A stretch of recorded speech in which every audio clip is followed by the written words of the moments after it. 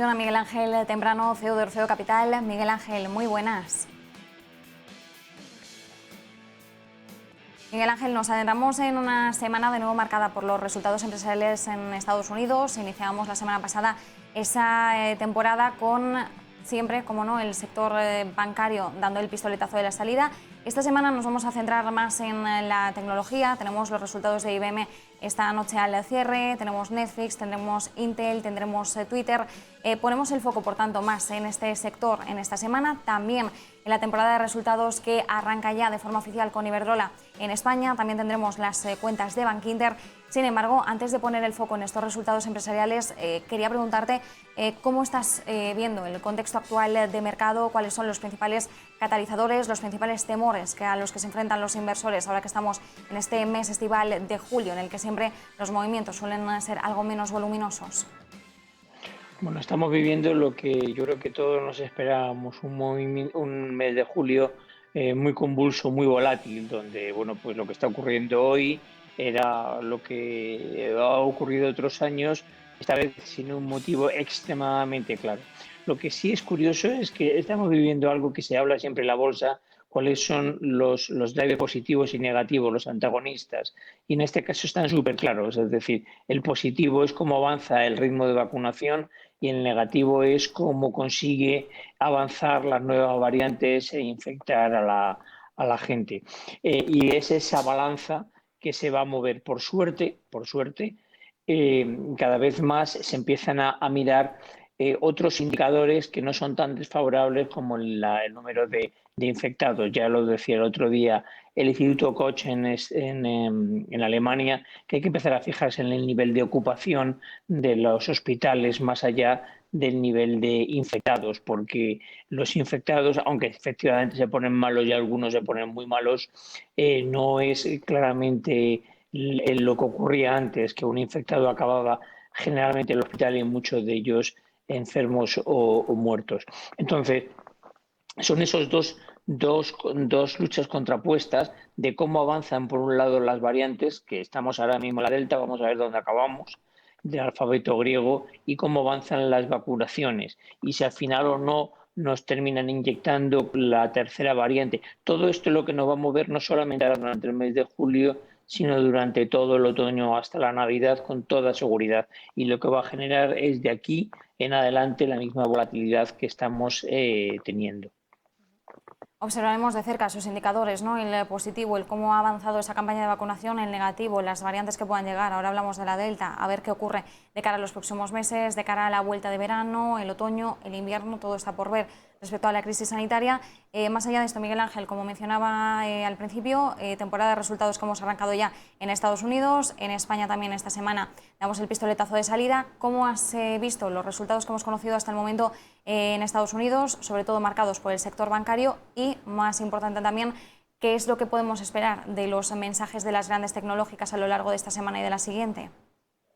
Bueno, a mí me gusta fijarme siempre, no solo porque sea el primero, sino porque creo que es el mejor banco que hay hoy en día, que está muchísimo más limpio, por así decirlo, y que me perdonen la insolencia los banqueros, que es JP Morgan. Los resultados de JP Morgan de la semana pasada fueron resultados muy buenos que adelantan una temporada bastante buena. Es decir, obviamente los bancos cuando ellos ven que las cosas van mal tienden a provisionar, es de perogrullo, porque es un sector extremadamente controlado y regulado, mucho más de lo que somos nosotros, aunque nos parezca muchas veces lo contrario. Entonces, JP Morgan tiene unos muy buenos resultados, no ha sido igual de reflejado en el resto de los bancos, pero ha sido generalmente bueno. A mí me hace pensar que el consumo, las compañías relacionadas, aunque no sea más que colateralmente con el consumo, van a tener resultados bastante buenos, sobre todo por lo que yo he dicho siempre, había una barbaridad de dinero para gastarse pendiente, dinero que se había ahorrado durante la pandemia, fundamentalmente en Estados Unidos, se había hablado de 1,7 trillones americanos que había que gastarse, que se iban a pulir y si la gente se lo iba a pulir de una manera rápida. Y por contra, las tecnológicas, donde siempre dices, bueno, pues ahora resulta de que les ha ido bien durante una época, ahora vamos a volver todo, no. Yo creo que vamos a tener una situación mixta. Veía esta mañana qué ocurre con la vuelta al trabajo de los principales bancos internacionales y aunque es cierto que un porcentaje decía que iba a plantearse una vuelta masiva, el 80% se planteaba modelos mixtos. Esto significa que las grandes tecnológicas van a seguir también trabajando con modelos mixtos que van a necesitar a su vez, productos tecnológicos de primer nivel. Yo creo que las tecnológicas son grandísimas compañías, van a presentar unos aceptables, por no decir que buenos resultados, y que no hay que esperar ninguna sorpresa en ninguna compañía fuera de las de consumo, que ya he dicho que espero que sean todas muy buenas. Ujú.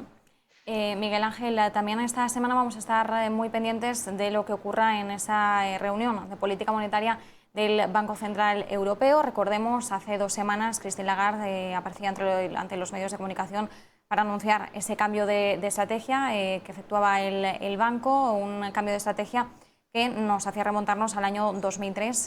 Desde entonces no se cambiaba ese objetivo de inflación, lo conocíamos por debajo pero cercano al 2%.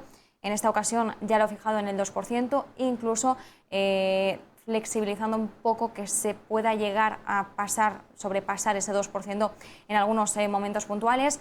Algo que también indicó Christine Lagarde en ese momento es que iban a intentar reducir ambigüedad y que también iban a cambiar la forma de expresar ese introductory statement, ¿no? ese mensaje introductorio cada vez que culminan una reunión de política monetaria y luego ya se exponen en esa rueda de prensa. ¿Qué podemos esperar de esta reunión del día 22 de julio? Esperábamos que fuera una reunión más de transición y que el plato fuerte ya viniera a la vuelta de las vacaciones en septiembre, pero ahora sí que nos hace dudar un poco después de ese cambio de estrategia. Yo no me creo que Christine Lagarde vaya a hacer ningún gran movimiento en breve. Permíteme que haga un comentario sobre el tema del 2%, que siempre que yo se hablaba de que el objetivo del Banco Central era que tuviésemos una inflación del 2%, siempre decía que no era así, que el objetivo del Banco Central era tener una inflación en el entorno del 2%. Ahora ya han quitado lo del entorno y lo han puesto como fijado.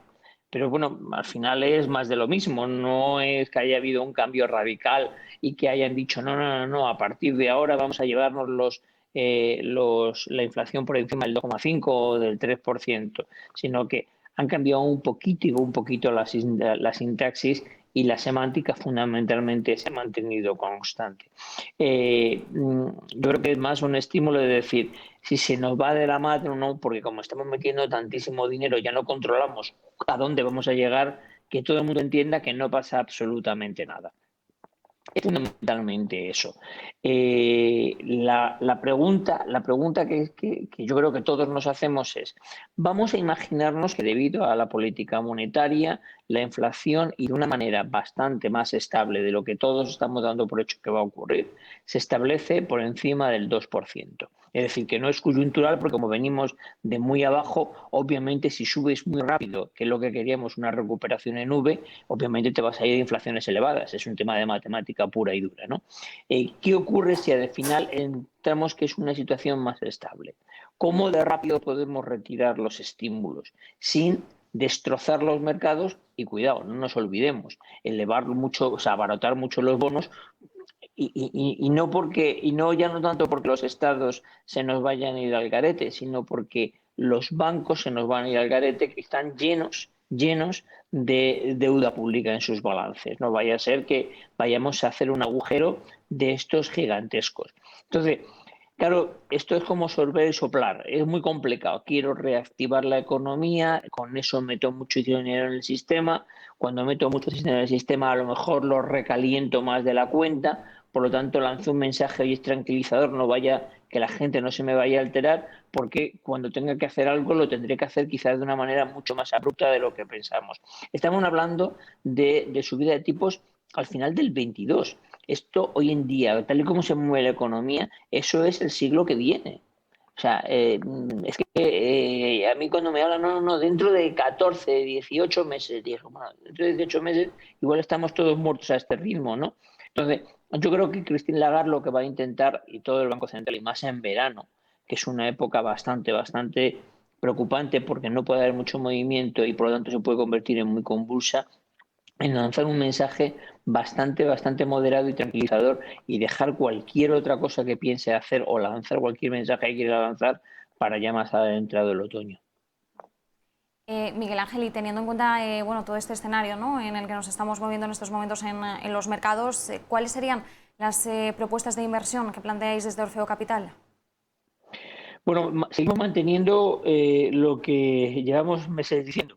En primer lugar, durante el mes de julio ya le quedan pocos días, ya el mensaje lo empezamos a modular porque a final de mes de julio pensamos de que hay que estar bastante invertido porque a pesar de todo creemos que son avatares que hay que aguantar. Hemos dicho de una manera bastante contundente que quizás las valoraciones a las que se realizaban antes la compra de los activos hay que modificarlo. Hay un factor completamente nuevo en el mercado que es este exceso de dinero que tenemos. El precio del dinero estaba implícitamente calculado dentro del multiplicador de los beneficios. ¿Por qué si el dinero ahora vale menos? Porque es un bien menos escaso, afecta de la misma manera al multiplicador.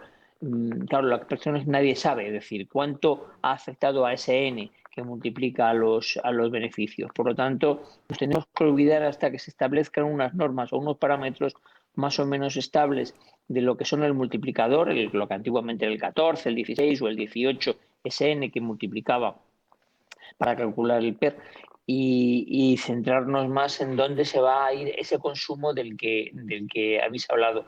Está escuchando antes que decía este mismo mensaje el Deutsche Bank. Las economías están demostrando muchísima más resiliencia de la que nos pensábamos y por lo tanto nosotros confiamos en que hay que ir a compañías que sean capaces de captar ese dinero, compañías fundamentalmente de consumo. Y yo el hundimiento de las compañías de turismo que estamos viendo durante estos días de mes de julio, creo que se han generado una grandísima oportunidad para un inversor que no tenga muchísima prisa en ganar dinero y que esté dispuesto a aguantar unos 6 u 8 meses para recuperar beneficios. Va a haber muchísimo crecimiento en las compañías de turismo. Pues nos quedamos con ese análisis, con esa reflexión final. Muchísimas gracias, como siempre, Miguel Ángel Temprano, CEO de Orfeo Muchas gracias a Capital. ti, Marta. Un fuerte abrazo. Igualmente.